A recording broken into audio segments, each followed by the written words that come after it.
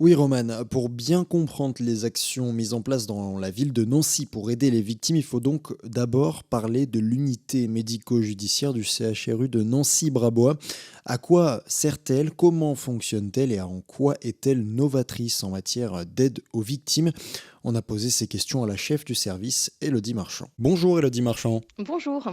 Alors, quelle est l'histoire de l'unité médico-judiciaire? Comment a-t-elle été créée déjà? Alors en fait, les unités médico-judiciaires, c'est des structures hospitalières qui existent depuis, plusieurs dizaines d'années en France et qui ont été structurées par la réforme de la médecine légale de 2011. Pour Nancy, le service a été créé à cette période-là et donc regroupe différents intervenants au sein d'une même structure, mais située à l'hôpital, donc au CHRU de Nancy et ça a pris en fait l'appellation unité médico-judiciaire à partir de cette réforme, de la médecine légale, donc qui émane du ministère de la Justice en 2011. En quoi, c'est important que ça soit, justement au CHRU? Parce qu'en fait, même si, ces structures, disons, sont financées par le ministère de la Justice, ce sont des professionnels de santé qui interviennent, au sein de ces unités médico-judiciaires. C'est vraiment pour apporter, un versant, santé, médical, mais pas seulement, dans l'intérêt des victimes et donc c'est important que ça puisse être dans une structure plutôt médicale, de santé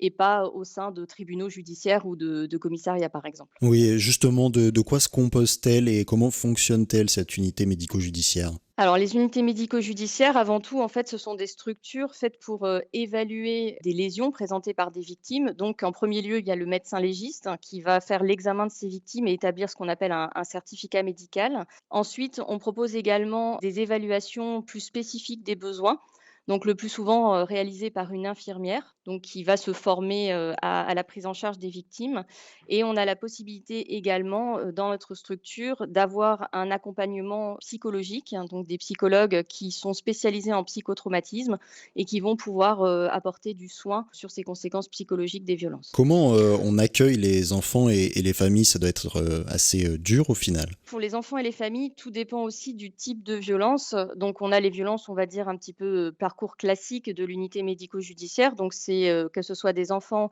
ou leur famille, c'est un parcours, général.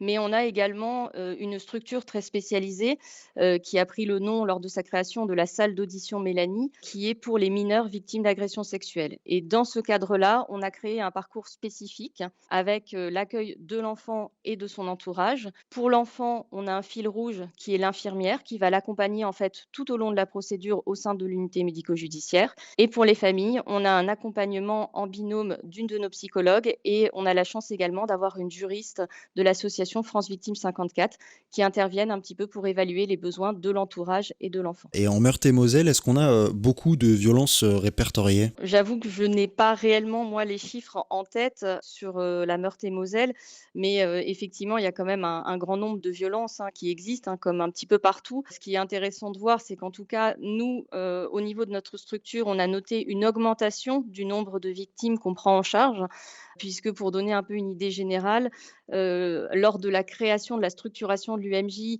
on était aux alentours de 400 victimes. C'était un tout début d'activité et que là, en fin 2021, on est quand même arrivé à voir 4 900 victimes. Oui, donc c'est déjà énorme et ce sont tous les dossiers que vous suivez? 4 200 victimes? Alors oui, pour le côté victimologie, en sachant que pour l'unité médico-judiciaire, nous, en fait, Nancy s'occupe du territoire de la Meurthe-et-Moselle, mais normalement est également, dédiée pour les Vosges et pour la Meuse. Vu la distance par rapport à l'UMJ de Nancy, on ne voit pas les victimes de tous ces territoires-là et donc nous, notre chiffre se fait essentiellement par rapport aux victimes de Nancy et ses alentours. Eh bien, merci beaucoup Élodie Marchand. Vous êtes, chef du service, de l'unité médico-judiciaire du CHRU de Nancy. Merci d'avoir répondu à nos questions. Merci. Et dans l'unité médico-judiciaire, une particularité, les victimes et les familles donc peuvent être accueillies par une juriste de l'association France Victimes 54, comme l'a précisé Élodie Marchand. À Nancy, c'est donc Sabine Antoine qui s'en occupe. Bonjour Sabine Antoine. Bonjour. Est-ce que vous pouvez nous expliquer votre rôle à l'unité médico-judiciaire du CHRU de Nancy-Brabois? Je suis juriste effectivement à France Victimes 54 qui compte plusieurs juristes et 2 psychologues. Notre mission est d'aider et d'accompagner les victimes d'infractions pénales. Il y a plusieurs choses à l'unité médico-judiciaire. J'ai déjà une permanence juridique, c'est-à-dire que je reçois toute victime qui passe à l'unité médico-judiciaire pour un examen médico-légal et il lui est proposé, si elle le souhaite, c'est vraiment une proposition, on n'impose pas, si elle le souhaite de me voir pour que je lui explique la procédure et que je me mette à sa disposition pour l'accompagner tout au long de la procédure. À ce moment-là, comment ça se passe? Je reçois les victimes, je les informe de la procédure en cours et je leur propose un suivi vraiment tout au long de la procédure. Ça peut être aussi un relais vers d'autres professionnels, par exemple les avocats avec lesquels nous avons une convention depuis pas mal de temps déjà. On a des avocats de permanence victimes vers lesquels on peut orienter les victimes. Et dans le cadre de l'unité médico-judiciaire pédiatrique a été créé un dispositif innovant. Le dispositif est de prendre en charge pendant le temps d'audition d'un mineur victime les parents qui ne sont pas mis en cause, parents qui ne sont pas auteurs bien sûr, qui permet dans un premier temps une prise en charge des parents qui sont souvent très affectés par la révélation des faits. Ils sont complètement sous le choc et ils étaient les grands oubliés quelque part de la procédure parce qu'on ne les prenait pas en compte, ces parents, on ne les prenait pas en charge. L'intérêt de ce dispositif-là, c'est fait dans l'intérêt de l'enfant. Un enfant, il évoluera d'autant mieux que ses parents ont une réaction adaptée. Donc notre rôle, ça va être ça, d'informer les parents, de les sensibiliser à leurs besoins et aux besoins de leur enfant, psychologiques, besoins juridiques, besoins affectifs. Donc c'est un premier entretien en binôme avec une des psychologues de l'UMJ et on va pouvoir leur proposer, en fonction des besoins, une orientation psychologique à l'unité médico-judiciaire, soit à l'extérieur, tant pour eux que pour leur enfant. Et leur proposer aussi un accompagnement juridique vraiment tout au long de la procédure. Et une proposition aussi de rencontrer les enfants s'ils le souhaitent, pour leur expliquer aussi la procédure, leur expliquer, faire en sorte qu'ils comprennent parce que pour eux c'est très important. Un enfant qui est auditionné, s'il n'a pas de nouvelles, s'il ne sait pas comment se passe la procédure, il peut avoir le sentiment d'être complètement abandonné par l'institution judiciaire et peut avoir le sentiment que sa parole, finalement, malgré l'audition, malgré l'examen médico-légal, n'a pas été prise en compte. Mais on est là pour les accompagner et surtout pas faire à leur place. En tout cas, nous, France Victimes 54, on est partenaire vraiment, on travaille en partenariat avec l'UMJ depuis 2014. Donc ça fait un petit bout de temps. Et on a vraiment une vision commune, en fait, de l'aide aux victimes. Et c'est ce qui nous a vraiment rapprochés. Et c'est ce qui nous permet de travailler en complémentarité. Et donc, vous suivez combien de dossiers là maintenant? Là, pour les auditions dites Mélanie, les dossiers d'enfants victimes, en 2021, j'avais 151 dossiers en cours. En Meurthe-et-Moselle, du coup. Voilà. Oui, voilà, c'est ça. Il faut savoir que je suis juriste d'une association d'aide aux victimes. À l'UMJ, on reçoit des victimes, on ne reçoit que des victimes. Donc non, être à l'UMJ, ça permet d'avoir dans un lieu unique une proposition d'accompagnement. Et ça, c'est très précieux pour les victimes. Ça leur évite d'avoir à nous recontacter. On leur laisse le choix, on n'impose pas. Voilà. Comme je vous disais, on a une culture commune, c'est aider la victime. Donc non, au contraire, je pense que notre place est tout à fait à l'UMJ. Merci beaucoup, en tout cas, Sabine Antoine. Je vous remercie. Toute cette unité médico-judiciaire a été saluée par la Civise, commission d'enquête indépendante sur les violences sexuelles sur les enfants, et ses coprésidents et présidentes, Édouard Durand, juge pour enfants, et Nathalie Mathieu, présidente de l'association Docteur Bru, qui accueille dans une maison spécialisée des jeunes filles victimes d'inceste.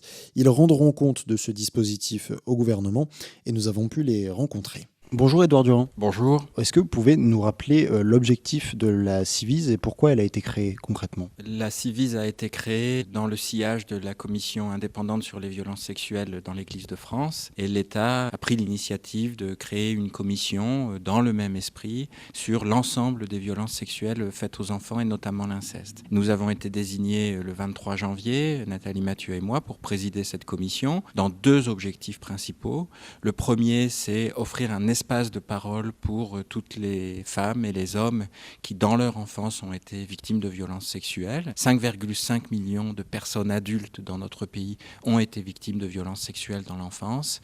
Et en 6 mois, nous avons reçu plus de 11 500 témoignages. Et le second objectif, c'est de faire des préconisations de politique publique, ce que nous avons fait dans notre premier avis du 27 octobre, dans nos conclusions intermédiaires du 31 mars 2022 et ce que nous ferons dans notre rapport final. Pourquoi être venu à Nancy ? dans tous les territoires, il faut que les professionnels s'organisent, que les institutions se mobilisent pour renforcer la capacité de protection. Ici à Nancy, nous voulions aller à l'hôpital, visiter l'unité médico-judiciaire où la médecin, chef de service, les psychologues, les infirmières, chaque jour reçoivent des enfants victimes de viols et d'agressions sexuelles, et avec les policiers, les gendarmes et le tribunal ont organisé un dispositif de recueil de la parole, de diagnostic et de soins qui est centré sur les besoins fondamentaux des enfants. C'est très important et nous voulions mettre en valeur cette pratique professionnelle protectrice. Vous, Nathalie Mathieu, vous êtes aussi du coup coprésidente de la Ciivise.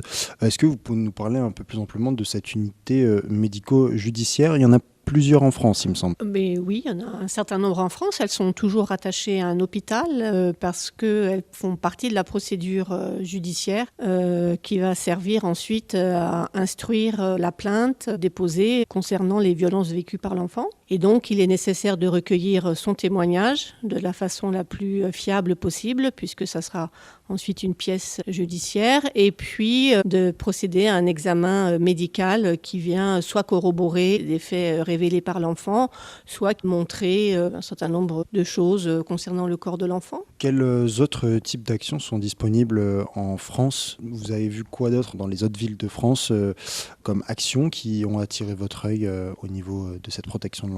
Alors, on ne peut pas dire qu'on ait pour l'instant fait un catalogue très exhaustif, mais je peux vous dire les endroits où nous sommes allés depuis qu'on a commencé nos déplacements. Donc, à Nantes, on a été visiter l'UAPED, donc c'est aussi situé à l'intérieur d'un hôpital.